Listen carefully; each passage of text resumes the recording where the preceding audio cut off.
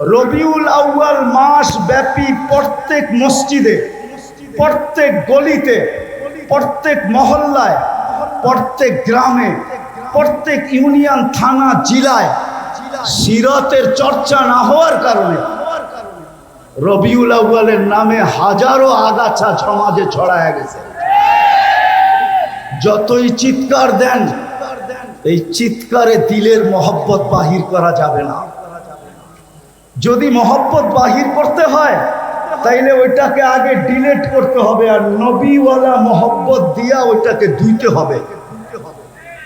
নাইলে এই আগাছা দূর করা যাবে না, যে আগাছা রবিউল আউয়ালের নামে বাংলাদেশে ছড়ায় গেছে। আপনি বলবেন, আপনি যে প্রবচন দিলেন যে সারা মাস প্রত্যেক মসজিদে সিরাতের তালিম, সিরাতের আলোচনা, গলিতে, মহল্লায়, হাটে, বাজারে, প্রত্যেক গ্রামে, এরকম কি দুনিয়ার কোনো দেশ আছে? আমার সাথে চলেন, আমি আপনাদেরকে দেখায় দিব। আমি ওই দেশে গেছি, একবার যাই না, 6 বার গেছি। আর একবার আমি ওই মহফিলে নিজে গেছি। আমার যাওয়ার কথা ছিল 1 সপ্তাহ পরে। আমাকে ওনারা চিঠি পাঠাইছেন, আমাদের এইখানে 1 মাস সুদানে সিরতের আলোচনা হয়, টানা 1 মাস, রবিউল আউয়ালের 1 থেকে নিয়ে 30 তারিখ পর্যন্ত। আপনি যখন আসবেন তো 1 সপ্তাহ আগে আসেন। আপনি আরবি না বলতে পারলেও ভাঙ্গা ভাঙ্গা যা বলতে পারেন, আমরা আপনার মুখ থেকে কিছু শুনতে চাই। এখনো আপনি সার্চ দিয়ে দেখতে পারেন, সুদানে 1 মাস সিরতের চর্চা হয়, সিরতের 1 মাস। আপনারা আর কয়জন? এক এক মজমায় 4 থেকে 5 লক্ষ লোক থাকে। চলেন, আমি ইয়ামান 4 বার গেছি। ইয়ামানে 1 তারিখ থেকে 30 তারিখ পর্যন্ত, মাসের শেষ পর্যন্ত প্রত্যেক মসজিদে সিরতের চর্চা হয়। দুনিয়ায় আরো দেশ আছে, মরক্কো, জাজায়ের, টিউনিসিয়া, মরিতানিয়া, সারা মাস সিরতের চর্চা হয়। আজকে যদিও আমি আসার ছিলাম না, কিন্তু এমাদউদ্দিন সাহেবের বারবার ফোনের কারণে আসছি। আমি রাত্রি চলে যাব আমার সফর কোরিয়ায়, কিন্তু আমি আসছি আপনাদের কাছে শুধু এই দরখাস্তটা রাখার জন্য। আজকের এই মজলিস থেকে আমরা ওলামা তোলাবা অঙ্গীকার করি যে বাকি পুরা মাসটা আমরা আমাদের মসজিদের ভিতরে সিরতের চর্চা করব, সিরতের আলোচনা হবে, সিরতের তালিম হবে, আমাদের ঘরের ভিতরে হবে, আমাদের মসজিদে হবে, মহল্লায় হবে। বুঝাইতে চেষ্টা করেন, একদিনে দূর হবে না, ইনশাআল্লাহ হইতে পারে অচিরেই দেখা যাবে যে বাংলাদেশে রবিউল আউয়ালের নামে যেই সমস্ত আগাছা ছড়াইছে, আমরা যখন শুরু করব প্রত্যেক গলি গলি, প্রত্যেক মসজিদ মসজিদ, তাইলে আর এটাকে দূর করার জন্য অন্য কোনো জিনিস লাগবে না। আমাদের এই চেষ্টার মাধ্যমে ইনশাআল্লাহ এগুলা বাংলার জমিন থেকে দূর হয়ে যাবে। আর না হলে যতই চিৎকার দেই, চিৎকার আজ থেকে চলতেছে না, আমাদের সেই ছোটবেলার থেকে দেখতেছি চিৎকার। কিন্তু বলেন, জশ্নে জুলুসের মিছিল কি ছোট হয় না বড় হইতেছে? বলেন বলেন আমাকে, বড় হইতেছে না ছোট হইতেছে? ডিম আগে 1000 টাকা বিক্রি হইতো, এখন 5 লাখ টাকা বিক্রি হয়। ডিমের দাম বাড়ছে না কমছে? ডিমের দাম বোঝেন? মনে হয় ডিমের দাম আপনারা বোঝেন না। আপেলের দাম 1000 টাকা ছিল, এখন 1 লাখ টাকা হয়েছে। চিনেন আপেলের দাম? জানেন তো না আপেলের দাম? কিন্তু আমি তো ঠান্ডা মানুষ, এই জন্য আপনাদের চিৎকার ওঠে নাই। হ্যাঁ, নাইলে বাংলাদেশ ছাড়া ইম্পোর্টেড আইটেম হয় না। যার দেশের ভিতরে যার কোনো পরিচিতিই নাই, যাকে মহল্লায় পর্যন্ত কাউকে চিনে না, তার এলাকায় পর্যন্ত চিনে না, তার হাতের ছোঁয়ার ডিম বিক্রি হয় চিটাগাঙ্গে 5 লাখ টাকা, 5 লাখ টাকা। মনে হয় বুঝাইতে পারি নাই, মনে হয় বুঝাইতে পারি নাই। কি বুঝছেন? তৈয়ব শাহর হাতের ডিম, উনি তো নাই, ওনার ছেলের হাতের ছোঁয়া ডিম বিক্রি হয় লাখ লাখ টাকা। উনি পাকিস্তান থেকে ইম্পোর্টেড মাল। একটা আপেল বিক্রি হয় লাখ টাকা। বিশ্বাস হয় না? মনে হয় হয় না? না না, হয় না আপনাদের। আমার মতো গভীর জিনিস আপনারা জানেন না, শুধু উপরে উপরে জানেন। পানিতে ফু দিলে গ্লাস বোতল বিক্রি হয় লাখ টাকা, লাখ টাকা। অথচ যাকে নিজের মহল্লায় চিনে না, যার ছেলে সন্তানের জীবনে আল্লাহর রসুলের কোনো আদর্শ না, পারি না আমরা। আমরা শুধু চিৎকার দিতে পারছি, আমরা শুধু মাঠ গরম করতে পারছি। রসুলের আদর্শ আজকে ভুলুণ্ঠিত। আমাদের জীবনে ঘৃণিত, দীক্ষিত, অবহেলিত, লাঞ্ছিত, বঞ্চিত। রসুলের আদর্শ প্রতিষ্ঠা করার জন্য, মানুষের জীবনে প্রতিফলিত করার জন্য আমরা রাগ হেন না, আমি ইন্তেজামিয়ার বিরুদ্ধে বলতেছি না, আমরা বৎসরে একটা সিরাত মাহফিল করে মনে করতেছি আমরা রাসূলুল্লাহ সাল্লাল্লাহু আলাইহি ওয়াসাল্লামের হক আদায় করে দিছি। অথচ যে 24 ঘন্টায় 23 বছরের চোখের পানি কোনোদিন শুকায় নাই। কিতাব পড়া দেখেন। আগেও বলছি, এখনো বলি, শুধু নেট ঘাটলে হবে না, আর রাত্রে ফেসবুকে লিখলে হবে না। কিতাব পড়েন। আল্লাহর রসের পানি শুকায় না। জিবরিল আর মিকাইল জিজ্ঞাসা করতে, মা জালা আরাকা তাবকি, আপনাকে যখনই দেখি কাঁদেন কেন? বলছে, উম্মতের জন্য চোখের পানি শুকায় না। ওলামাদের মজলিস হিসাবে বলতেছি, পড়েন আবুল সামরকান্দির কিতাব রহমতুল্লাহি আলাইহি। উনি লেখছেন, আমি লিখি নাই। উনি কিতাবে লেখছেন, আমি লিখি নাই। আমি বলতেছি, আপনি তালাশ করে সত্যায়িত প্রমাণ করেন। উনি লেখছে, আল্লাহ রসুল কবর থেকে উঠবে, ওহুয়া ইয়াবকি ওয়া ইয়াকুল, চোখে পানি নিয়ে উঠবে আর চিৎকার দিতে দিতে উঠবে, জিবরিল ময়দান তো খালি, আমার উম্মত কোথায়? ডাইনে দেখি উম্মত নাই, বামে দেখি উম্মত নাই, সামনে দেখি উম্মত নাই, পিছে দেখি উম্মত নাই। জিবরিল সান্ত্বনা দিবে, মা সাক্কাল আরদা আহাদুন ইল্লা আনতা, আপনি ব্যতীত জমিনের উপরে কাউকে উঠানো হয় নাই, উম্মত উঠে নাই। আপনি চিন্তিত হয়েন না, আপনি পেরেশান হয়েন না, উম্মত উঠে নাই, উম্মত হারায় যায় নাই। আপনার পরে উম্মত উঠবে। যেই উম্মতের মানুষ একটা ইউনিয়ন পরিষদের চেয়ার পাওয়ার জন্য মরতে রাজি, মারতে রাজি, বুকের তাজা রক্ত দিতে রাজি, সন্তানকে এতিম করতে রাজি, নববধূকে বিধবা করতে রাজি, ওই রসুল কিয়ামতের দিন সাল্লাল্লাহু আলাইহি ওয়াসাল্লাম মাকামে মাহমুদ পাবেন। কিন্তু উলামা বলুক, বসবেন কিনা? বলেন আপনারা, বসবে কিনা মাকামে মাহমুদে যায়? বরং বুখারী রহমতুল্লাহ আলাইহি তো বলে হাত রেখা দাঁড়ায় থাকবে। কেন বসবেন না? এত দামি চেয়ার, মাকামে মাহমুদ, যার উম্মত ইউনিয়ন পরিষদের চেয়ার পাওয়ার জন্য, কাউন্সিলরের চেয়ার পাওয়ার জন্য, ছোট একটা এলাকার নেতা হওয়ার জন্য, জান দেওয়ার জন্য তৈয়ার। আর উনি মাকামে মাহমুদে বসবেন না কেন? যে রসুল কিয়ামতের মাঠে বসবে না, বলবে আমি বসবো না, দুই কথা লেখা আছে, চেয়ার যদি আমাকে উড়ায়া জান্নাতে নিয়ে যায়, তাহলে আমার উম্মতের কি হবে? দ্বিতীয়, আমি উম্মতের সাথে অঙ্গীকার করছি হাউজে কাউসারে সাক্ষাৎ করব। আমি অপেক্ষা করব উম্মত যেন হাউজে কাউসারে এসে অপেক্ষা না করে। তৃতীয় লেখছেন, আমি 3 জায়গায় ছুটতে থাকবো। আমি এই চেয়ারের মজা নিব তো নিব কখন? আমি তো হাউজে কাউসারে যায় পানি পান করাবো, মিজানে যায় দেখবো পাল্লা কিরকম, সামনে ঝুঁকে না পিছে ঝুঁকে। আমি তো পলসেরাতে ছুটা যাব, আমার উম্মত পার হইতে পারতেছে কি পারতেছে না। আমি তো ময়দানে চিৎকার দিতে থাকবো, উম্মতি উম্মতি বইলা। যদিও নাকি সমস্ত নবী রসুল চিৎকার দিবে নাফসি নাফসি বইলা, আমি তো 3 জায়গায় চিৎকার দিতে থাকবো, ছুটবো আর দৌড়াবো আর বলবো উম্মতি উম্মতি। আমি এই চেয়ারের মজা নিব তো নিব কোথায়?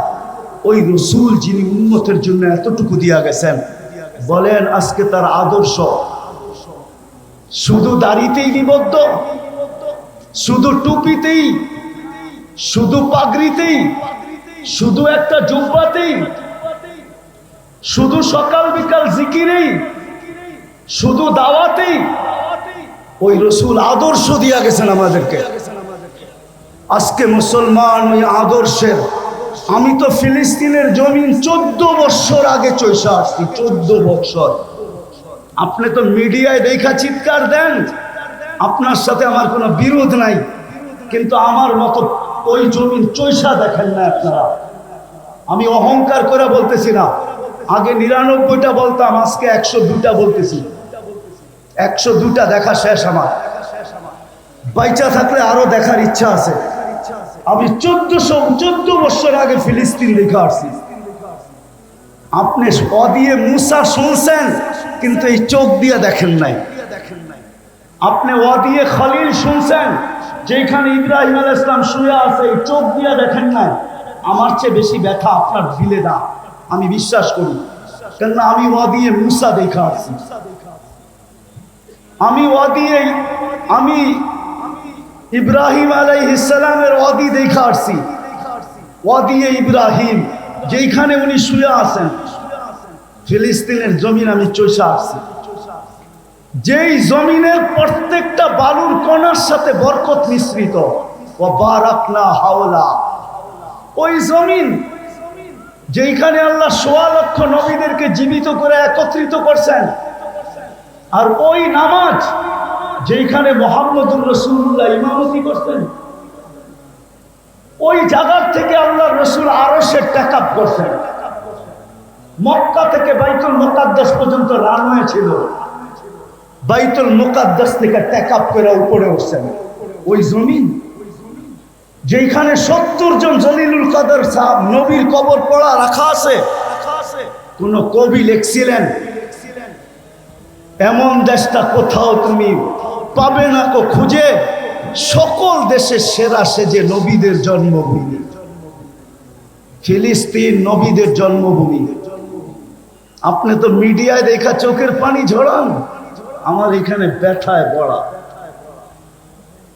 আজকে 200 দিনের উপরে হলো, 40,000-এর উপরে মানুষ মারা গেল। ওরা প্রতিদিন 6 ওয়াক্ত নামাজ পড়ে, 5 ওয়াক্ত তো পড়েই পড়ে, আর প্রতিদিন 1 ওয়াক্ত জানাজার নামাজ পড়ে। গত রমজানের হেরেমের কান্না দেখা আমার বিশ্বাস হইতেছিল, মনে হয় এইবার 1 ঈদ হবে না, 2 ঈদ হবে। বাইতুল মুকাদ্দাসের স্বাধীন, ফিলিস্তিনের স্বাধীনতার ঈদ হবে, আর রোজার ঈদুল ফিতর হবে। কেননা আমার এই ছোট জীবনে যতবার রমজানে গেছি, গত রমজানের মতো আইম্মাদের, হেরেমের ইমামদের কান্না আমি কখনো দেখি নাই, মুসল্লিদের কান্না কখনো দেখি নাই। 2 হেরেমের জমিন ভাইসা গেছে কান্নায়, কিন্তু ভাবছিলাম দোয়া মনে হয় কবুল হবে। কিন্তু রমজান পার হইয়া, কোরবানি পার হয়ে আবার রমজান আসতে শুরু করলো, কিন্তু আজ পর্যন্ত দোয়া কবুলের কোনো চিহ্ন দেখতেছি না। মনে হয় ইব্রাহিম ইবনে আদহাম রহমতুল্লাহ আলাইহির কথা সত্য। ইব্রাহিম ইবনে আদহামকে জিজ্ঞাসা করছিল, ইব্রাহিম দোয়া তো করি, চোখের পানি তো ঝরে, কিন্তু কবুল হয় না কেন? তো ইব্রাহিম হাসি দিয়া বলছিল, তাসির রাসূল, আল্লাহর রসুলের আদর্শের নাফরমানি করবে আর ভাববে দোয়া কবুল হবে। দোয়া কবুল হওয়া তো দূরের কথা, তোমাদের দোয়া মাথার উপরে ওঠে না। আমার কথা শেষ, পায়ে হাত দিয়া বলতেছি, আসেন আমরা এই রবিউল আউয়াল মাসটাকে কেন্দ্র করে প্রত্যেক মহল্লায় মহল্লায়, মসজিদে মসজিদে, গলিতে গলিতে, সর্ব জায়গায় ছড়ায়া যায় আমরা আল্লাহর রসুলের আদর্শকে বয়ান করি, আল্লাহর রসুলের সিরতের চর্চা এবং আলোচনা করি, মানুষকে উদ্বুদ্ধ করি যেন আল্লাহর রসুলের আদর্শের দিকে বাড়ে। এইভাবে যদি আমরা প্রত্যেক গলি গলি একটা পরিবেশ তৈরি করতে পারি, তাহলে আমার বিশ্বাস, আমার জাতিকে আমি চিনি, 1400 বৎসরের তারিখ দিয়া চিনি। আমার জাতি ইনশাআল্লাহ একদিন জায়গা উঠবে, আর আমরা যা চাই এটা আওয়াজবিহীন আমার জাতি কাঁধে নিয়ে দাঁড়ায় যাবে।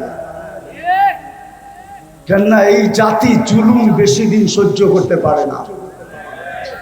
এই জাতিকে আপনারা আধ্যাত্মিকভাবে চিনেন না। বাংলার জাতি আর এই মাটি আধ্যাত্মিকভাবে আপনারা চিনেন না। একটু ইঙ্গিত দিছিলাম আমি যে 1400 বছর আগের কোরবানি এখানে লুকানো আছে, কিন্তু আমাদেরকে একটু সজাগ হইতে হবে। প্রত্যেক মসজিদ মসজিদ, মহল্লায় মহল্লায় আমার বিশ্বাস উলামায়ে কেরাম এইখান থেকে আজকে প্রোগ্রাম বানাবে যে আমরা ঢাকা শহরের একটা গলি রাখবো না, একটা মসজিদ রাখবো না, একটা ওয়ার্ড রাখবো না। আমরা সিরতের প্রোগ্রাম দরকার হইলে ডেইলি 5টা 10টা করব। আর আলহামদুলিল্লাহ ঢাকা শহরে উলামায়ে কেরামের অভাব নাই। একদিনে 20টাও সামলাইতে পারবে, 50টাও সামলাইতে পারবে, 100টাও সামলাইতে পারবে। আমি আপনাদের কাছে হাত জোর করে বলতেছি, আসেন আমরা একটা বছর কইরা দেখি, তারপরে আমাদের এখানে পরিস্থিতি কি দাঁড়ায়। যদি কথা সত্য বলে থাকি তাহলে আল্লাহ যেন এটাকে কবুল করেন, আর যদি ভুল ত্রুটি হয়ে থাকে তাহলে আল্লাহর কাছে মাপ চাই। 70% দুনিয়ার সম্পদ মুসলমানের কাছে, তারপরেও আজকে মুসলমান দুনিয়াতে যতটুকু নির্যাতিত, অতীত ইতিহাস খুঁজলে এতটুকু নির্যাতিত পাওয়া যায় না। কারণটা কি? কি কারণে 200 কোটি মুসলমান হওয়া সত্ত্বেও আজকে সারা দুনিয়ার মুসলমান নির্যাতিত, নিষ্পেষিত, দীক্ষিত, অবহেলিত, ঘৃণিত?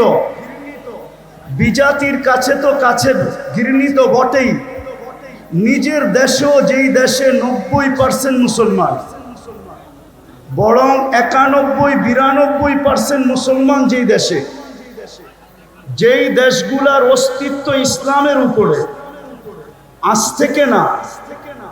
বাংলাদেশের ইসলাম কিন্তু আজকের ইসলাম না। একটু শান্তভাবে শুনলে মনে হয় বুঝে আসবে। বাংলাদেশের ইসলাম আজকের ইসলাম না। বাংলাদেশের ইতিহাস 200 বছরের ইতিহাস না। বাংলা সন দেখলে দেখা যায় যে বাংলাদেশের ইতিহাস কত দিনের। আমি ইতিহাসের পাতা থেকে বলতেছি, বাংলাদেশের ইসলাম কিন্তু আজকের ইসলাম না। আল্লাহর রসুল হিজরত করেন নাই তখন 4 সাহাবী বাংলাদেশে চলে আসছেন। একজনের নাম আবু ওয়াক্কাস, আরেকজনের নাম মুহাব ইবনে মালিক, আরেকজনের নাম কাসেম ইবনে হুযাইফা, আরেকজনের নাম উরওয়া ইবনে সাসা। 2 জন এখান থেকে চীনে গেছেন, 2 জনের কবর চিহ্নিত আছে। একজনের কবর চীনে, আবু ওয়াক্কাস রাদিয়াল্লাহু তাআলা আনহুর কবর গুয়াংজুতে এখনো আছে। আরেকজনের কবর মঙ্গোলিয়ার বর্ডারে, ওহাব ইবনে মালিক রাদিয়াল্লাহু তাআলা আনহুর কবর মঙ্গোলিয়ার বর্ডারে এখনো চিহ্নিত আছে। কিন্তু 2 জনের কবর এই মাটির নিচে আছে, কিন্তু কোনো চিহ্নিত নাই। একজন কাসেম ইবনে হুযাইফা, দ্বিতীয় উরওয়া ইবনে সাসা। এই 2 জনের কবর কিন্তু এই মাটির নিচে এখনো আছে। এই জন্য এই মাটির 1400 বছর আগের একটা ইতিহাস আছে, যেটা দুনিয়ার কোনো মাটির নাই। এই মাটির নিচে যতটুকু কোরবানি লুকায়িত আছে, ওই যুগে আল্লাহর রসুলের হিজরতের আগে হিজরত করে বাংলাদেশের মাটিতে আসা, এই হিজরতের কোরবানি এই মাটির নিচে লুকায়িত আছে। আর যারা আসছেন এরা একজনও ফিরা যান নাই। শুধু একজনের ইতিহাস পাওয়া যায় তারিখে, চীনের ভিতরে। আবু ওয়াক্কাস রাদিয়াল্লাহু তাআলা আনহু 18 মাস চলার পরে, আমি উলামাদের মজলিসে বলতেছি, তাহকিক করে দেখেন, তারিখে চীনে লেখা আছে আবু ওয়াক্কাস রাদিয়াল্লাহু তাআলা আনহু যখন 18 মাস পায়দল চলার পরে মদিনা ফিরত যান, আর বাবে মদিনা দিয়া যখন ঢোকেন, তো সাহাবায়ে কেরামকে জিজ্ঞাসা করছিলেন আল্লাহর রসুল কিরকম আছেন। তো যাকে জিজ্ঞাসা করছে সে জবাব দিছিলেন, ইন্তাকালা রাসূলুল্লাহ ইলা জাওয়ারি রাহমাতিল্লাহ। আল্লাহর রসুল তো দুনিয়ার থেকে চলে গেছেন। তো আবু ওয়াক্কাস রাদিয়াল্লাহু তাআলা আনহুর মন কিরকম ভাঙ্গা ছিল, ওটা উনি আর আল্লাহ বলতে পারে, দুনিয়ার কোনো ভাষা এটা ব্যক্ত করতে পারে না। উনি মসজিদে নববীতে যে সালাম দিয়া যখন ঘুমায়া পড়ছেন, তো স্বপ্নে যুগে উনি দেখছেন যে আল্লাহর রসুল বলতেছিল, আবা ওয়াক্কাস মা বাআসতুকা লিতারজি, আবু ওয়াক্কাস তোমাকে তো ফিরত আসার জন্য পাঠানো হয় নাই, তুমি ফিরত আসলে কেন? তো উনি ঘুমের থেকে উঠছেন, আবার উনি চীনের দিকে রওনা করছেন, যেইখানে আজকে ওনার কবর, যেইখানে ওনার আজকে কবর। আমি হয়তো 11 তারিখে ইনশাআল্লাহ 20 তারিখে পৌঁছবো ওইখানে, না আজকে রাত্রেই আমার সফর আছে, ফিরতি পথে আমি চায়না হয়ে আসবো, গোয়াঞ্জু হয়ে আসবো, ওইখানে ওনার কবর আছে। উনি ফিরে আসছেন আর নিজের হাতে মসজিদ বানাইছেন। ওই মসজিদে এখনো ওনার হাতের লেখা খচিত আছে। মসজিদের নাম ছিল মসজিদ মুশতাক ইলার রাসূল। বাবার বিষয় কিন্তু মসজিদ মুশতাক ইলার রাসূল, আল্লাহর রসুলের জন্য পাগল প্রায় যেই ব্যক্তিরা, ওদের মসজিদ। তো যেটা বলতেছিলাম, আজকে 92% মুসলমান। তারপরও আমরা জানি আমাদের দেশে আমরা কতটুকু দীক্ষিত, কতটুকু বঞ্চিত, কতটুকু লাঞ্ছিত, কতটুকু আমরা অবহেলিত, কতটুকু আমরা নির্যাতিত। মনে হয় বুঝাইতে পারি না। সারা দুনিয়ার মুসলমান দেশেই মুসলমান নির্যাতিত। কারণ কি? 200 কোটি সম্পদ, 70% আমাদের কাছে।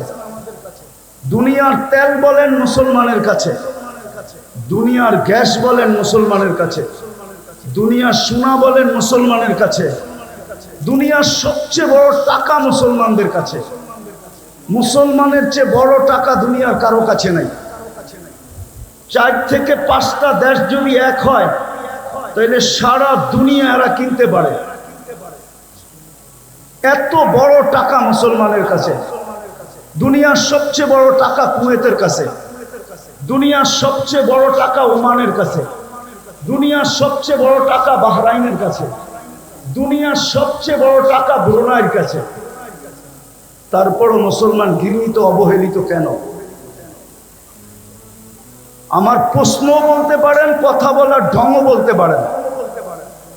আমার বিশ্বাস, এটা আমি মনের থেকে বিশ্বাস করি, আমার উপরে যে কেউ আঙ্গুল উঠাইতে পারেন তাতে কিছু আসে যায় না, বিরুদ্ধে লিখতে পারেন তাও কিছু আসে যায় না, কিন্তু আমার মন বলে, আমার তাখায়ুল বলে, রাসূলুল্লাহ সাল্লাল্লাহু আলাইহি ওয়াসাল্লামের আদর্শের কারণে, যাকে আল্লাহ আদর্শ বানায় পাঠাইছেন, লাকাদ কানা লাকুম ফি রাসূলিল্লাহি উসওয়াতুন হাসানাহ, যেই হেদায়েতের চাওয়া আমরা প্রত্যেক নামাজের ভিতরে চাই।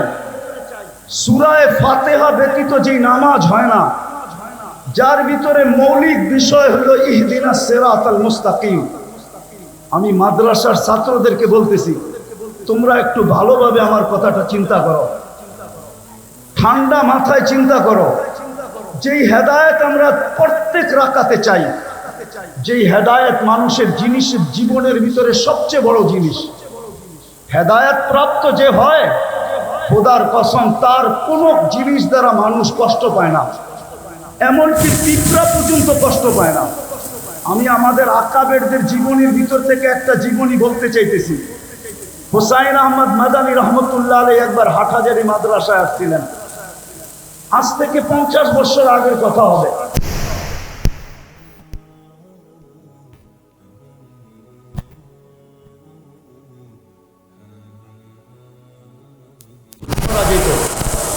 ওই সময় কোনো নলের ব্যবস্থা ছিল না। হাটহাজারীর পুষ্কুনির সিঁড়িতে বসে উঁচু করতে হতো। হুসাইন আহমদ মাদানী রহমতুল্লাহ আলাইহি উঁচু করতেছিলেন। পুরান মসজিদের সামনে পুষ্কুনি ছিল, যারা দেখছে তারা দেখছে। ওইটার এক পারের দিকে, দক্ষিণ পারের দিকে একটা পিপিলিকা পানিতে হাবুডুবু খাইতেছিল, কারো চোখে পড়ে নাই। হুসাইন আহমদ মাদানী রহমতুল্লাহ আলাইহি চোখে পড়ছে। উনি উঁচু ছাড়ছেন, ওই দিকে গেছেন, পানিতে নামতে নামতে হাঁটু পানিকে অতিক্রম করা রান পানি পর্যন্ত নামছেন, তারপরও পিপিলিকার নাগাল পাইতেছিলেন না। তো উনি মেসওয়াক বাহির করে আগে বাড়াইয়া দিছেন, পিপিলিকাকে উঠায় উপরে ঝেড়া দিছেন। সমস্ত ছাত্ররা ওনার ওই সময় উপস্থিত ছিল। হুসাইন আহমদ মাদানী রহমতুল্লাহ আলাই। আমরা আমাদের আকাবেরদেরকে চিনি না, আমাদের ইয়াং যুবকরা আজকে আকাবেরদেরকে চিনে না। না চিনার কারণেই আমরা আকাবেরদের না অনুসরণ করতে পারি না, আকাবেরদের ব্যাপারে সঠিক মনের থেকে মুখ দ্বারা ব্যক্ত করতে পারি না। বরং দেখা যায় আমাদের সমাজে ইয়াং বেস আকাবেরদেরকে পর্যন্ত লাঞ্ছিত করতে দ্বিধা করে না, আকাবেরদেরকে পর্যন্ত আঙ্গুল উঠাইতে দ্বিধা করে না। রাগ হও না তোমরা আমার কথায়, মনে উঠলো এই জন্য বলতেছি। ইমাম তিরমিজি রহমতুল্লাহ আলাইহির জীবনী পড়া দেখো। ইমাম তিরমিজি রহমতুল্লাহ আলাইহি লেখছেন যে আমার থেকে বয়সে যে একদিন বড়, তার ভিতরে আমার থেকে 100 গুণ খায়ের বেশি। ওনাকে জিজ্ঞাসা করছে আপনি এটা বলেন কি করে? বলছে খায়রুল কুরুনি করনি, আমাকে বলে আল্লাহর রসুলের জমানার যে যত কাছে হবে তার কাছে তত বেশি খায়। আমাদের আকাবেররা আমাদের আল্লাহর রসুলের জমানার কাছে ছিল, আমি জমানার থেকে আজকে দূরে। আমার মুরব্বী যে বসা আছে উনি আল্লাহর রসুলের জমানার কাছে আমার থেকে, যদিও আমার দাড়ি পাকা, ওনার দাড়ি পাকা, কিন্তু বয়সে উনি আমার চেয়ে বড়। বিদায় আমি মনের দিকে বিশ্বাস করি ওনার ভিতরে আমার চেয়ে কোটি গুণ বেশি খায়ের রাখা আছে। তো যেটা বলতেছিলাম, হুসাইন আহমদ মাদানীকে জিজ্ঞাসা করছে হযরত আমাদেরকে বললেই তো পারতেন। তো উনি জবাব দিছিলেন হাকাদা উমিরনা, আল্লাহর আমর আমার দিকে ছিল, বিদায় পিপিলিকাকে বাঁচানো আমার দায়িত্ব ছিল, তোমাদের দায়িত্ব ছিল না। রসুলের আদর্শ তো আমাদেরকে এটাই শিখাইতেন। আজকে সারা দুনিয়ার মুসলমান 200 কোটি হওয়া সত্ত্বেও দুনিয়ায় বর্তমানে যত আলেম ওলামা আছে 50 বছর পিছিয়ে গেলে এত আলেম ওলামা ছিল না। আজকে যত মাদারেস আছে এত মাদারেস ছিল না। আজকে যত হেফজোখানা আছে এত হেফজোখানা ছিল না। আজকে যত খোতাবা আছে অতীতে এত খোতাবা ছিল না। কিন্তু আজকে যতটুকু দুর্দশা 50 বছর আগে আমাদের এরকম দুর্দশা ছিল না। কসম খোদার, আমার মুরব্বীরা আছে কিনা জানি না, কারণ বাজারে সভা ছিল, হযরত মাওলানা আব্দুল গফফার সাহেব রহমতুল্লাহ আলাইহি উনি কারণ বাজারে সভায় বয়ান করতেছিলেন। আমাদের রাষ্ট্রপতি এরশাদ সাহেব পাশে বসা ছিল, উনি তখন রাষ্ট্রপ্রধান। আব্দুল গফফার সাহেব হাসতে হাসতে বলতেছিল এরশাদ সাহেবকে লক্ষ্য করা যে আপনি আমাদের রাষ্ট্রপ্রধান, আমাদের একটা নীতি আছে, রীতি আছে, প্রথম দিন বাসর ঘরে যদি বউকে দেখতে হয় তাইলে আমাদের দেশে টাকা দিয়া দেখতে হয়, মধ্যখানে শালা শালিরা পর্দা ধরে, জামাই যতক্ষণ পর্যন্ত টাকা না দেয় তো পর্দা উঠায় না, নিজের বউয়ের চেহারা দেখতে দেয় না। আপনি আমাদের রাষ্ট্রপ্রধান হওয়া সত্ত্বেও আপনি আপনার বউকে এরকম খোলা ছেড়া দিলেন কি করে যে এখন একজন রিকশাওয়ালাও পয়সা ছাড়া আপনার ওয়াইফকে দেখে? ওইটা একটা সময় ছিল, একটা সময় ছিল, খায়রের সময় ছিল। ওনারা আল্লাহর রসুলের জমানার কাছে ছিলেন, আদর্শের উপরে প্রতিষ্ঠিত ছিল। এরশাদ সাহেব শুধু হাসছেন, কোনো প্রতিবাদ করেন নাই, কোনো জিদ বা হিংসা বিদ্বেষ ভিতরে নেন নাই যে আমি স্টেজ থেকে যায়া গফফার সাহেব তোমাকে দেখাবো তুমি কত বড় আব্দুল গফফার। কোনো প্রতিশোধ নেন নাই। কিন্তু আজকে কথা বলে স্টেজ থেকে নামা যায় না, কথা বইলা স্টেজে বসেও থাকা যায় না। কেন এই দুরবস্থা? আমার প্রশ্নের জবাব দেন আপনারা, কেন এত দুরবস্থা? টুপিওয়ালা তো আগের চেয়ে বেশি, দাড়িওয়ালা তো আগের চেয়ে বেশি, নামাজি তো আগের চেয়ে বেশি, তাবলিগওয়ালা তো আগের চেয়ে বেশি, ওয়াজ নসিহত তো আগের চেয়ে বেশি। আমি কথা শেষ জায়গায় চলে আসছি। আজকে আমরা আল্লাহর রসুলের আদর্শকে শুধু একটা ব্যানারে আবদ্ধ করছি। সিরাত শুধু ব্যানারে আবদ্ধ আমাদের জীবনে না। আমরা সিরাতকে মানুষের সামনে তুলে ধরতে পারি না। রাগ হবেন না, পায়ে হাত রাখি। গত বৎসরও এখানে সিরাত মাহফিল ছিল, এর আগের বৎসরও ছিল, এর আগের বৎসরও ছিল, এই বৎসরও সিরাত মাহফিল আছে। কিন্তু আমি ওলামা তোলাবাদের পায়ে হাত রেখা বলবো, শুধু বৎসরে একটা সিরাত মাহফিল করার দ্বারা জাতির ভিতরে সিরাতের আকর্ষণ আসবে না, বরং আমাদেরকে রবিউল আউয়াল মাস পুরাটা প্রত্যেক মহল্লায়, প্রত্যেক মসজিদে, প্রত্যেক গলিতে, প্রত্যেক এলাকায় সিরতের প্রয়োজনীয়তা যদি মানুষের সামনে তুলে ধরতে পারি, সিরতের উপকারিতা যদি মানুষের সামনে তুলে ধরতে পারি, যে সিরতের দ্বারা আল্লাহর রসুলের আদর্শ দ্বারা যদি আদর্শবান হই, তাইলে আমাদের সমাজটা কিরকম হবে এই চিত্রটা যদি আমরা তুলে ধরতে পারি, তাইলে খোদার কসম হইতে পারে আমাদের সমাজ এরকম হবে যে এই সমাজটা সারা দুনিয়ার ভিতরে মডেল হিসাবে রূপান্তরিত হবে। যদি সারা রমজানে, যদি পুরা রমজানে ফাজাইলে রমজান পড়া হইতে পারে, হজের মাসে যদি পুরা মাস ফাজাইলে হজ পড়া হইতে পারে, তাইলে রবিউল আউয়াল মাসে প্রত্যেক মসজিদে কেন সিরাতের কিতাব পড়া হয় না? আমরা সবাইকে সিরাতের কিতাব পড়তে বলি না কেন? সবচেয়ে ছোট একটা সিরাতের কিতাবও তো পড়তে বলতে পারি। সিরাতে খাতেমুল আম্বিয়া সবচেয়ে ছোট সিরাত, আমরা কেন আমাদের যুবকদেরকে উজ্জীবিত করতে পারি না? আমাদের যুবকরা সারা রাত্র নেটের ভিতরে থাকে, আনলিমিটেড সারা রাত্র ব্যয় করতে থাকে, অথচ অল্প একটু নেট খরচ হবে সিরাতে খাতেমুল আম্বিয়া পড়তে। আমরা কলেজের ছেলেদেরকে কেন হাতে পায়ে ধরে উদ্বুদ্ধ করতে পারি না? কেন স্কুলের ছেলেদেরকে পারি না? কেন ইউনিভার্সিটির ছেলে মেয়েদেরকে পারি না? আমার কথা একমত হবেন কি হবেন না জানি না। আমি দুনিয়া ঘুরে বলতেছি, আমি আপনাদের স্বাধীনতা দেখি নাই, কেননা আমি জুলাইয়ের 18 তারিখে চলে গেছি, আমি আগস্টের 18 তারিখে বাংলাদেশে আসছি। আমার সফর ছিল ইংল্যান্ড, কানাডা, মিশর, সৌদি আরব হয়ে আমি দেশে আসছি। আমাদের এখন সময় আসছে, আমাদের উচিত স্কুল কলেজ সর্বত্র আমাদের উচিত, বিশেষ করে ওলামা তোলাবাদের উচিত এই রবিউল আউয়াল মাসটাকে কেন্দ্র করে প্রত্যেক গলি গলি সিরতের প্রয়োজনীয়তা বয়ান করা, প্রত্যেক মসজিদে সিরতের তালিম করা, আল্লাহর রসুলের আদর্শ সর্বক্ষেত্রে ছাড়ার কারণে আজকে আমরা নিজের দেশেও লাঞ্ছিত, বিদেশে তো লাঞ্ছিত, অন্যের হাতে তো লাঞ্ছিত, আমরা নিজেদের হাতেও লাঞ্ছিত।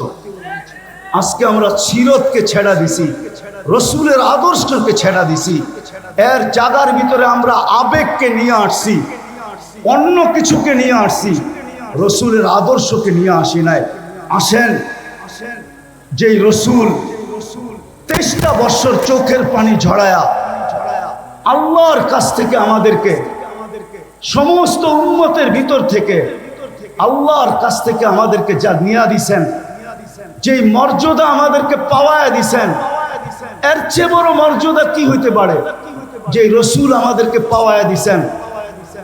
সুহাদা আলান নাস, এতটুক শব্দের ভিতরে যদি ডুব দেই, তাহলে দেখা যাবে আল্লামা জালালউদ্দিন সুয়ুতি রহমতুল্লাহ আলাইহি লেখছেন, এই উম্মত কিয়ামতের দিন আল্লাহর পক্ষে সাক্ষী হিসাবে আল্লাহর পাশে দাঁড়াবে। সমস্ত উম্মতের উপরে আল্লাহ আমাদেরকে সাক্ষী হিসাবে গ্রহণ করছেন, নিজের পক্ষে নির্বাচিত করছেন। এর চেয়ে বড় সৌভাগ্য কি চান? কিন্তু প্রশ্ন যদি উঠে আমাদের পক্ষে কে, তো আল্লাহ তো এটাও বলে দিছেন, ওর রাসূলু শাহিদান আলাইকুম, আমি বন্ধুকে তোমাদের পক্ষে দিয়া দিছি আর তোমাদেরকে আমার পক্ষে নিয়ে আনছি।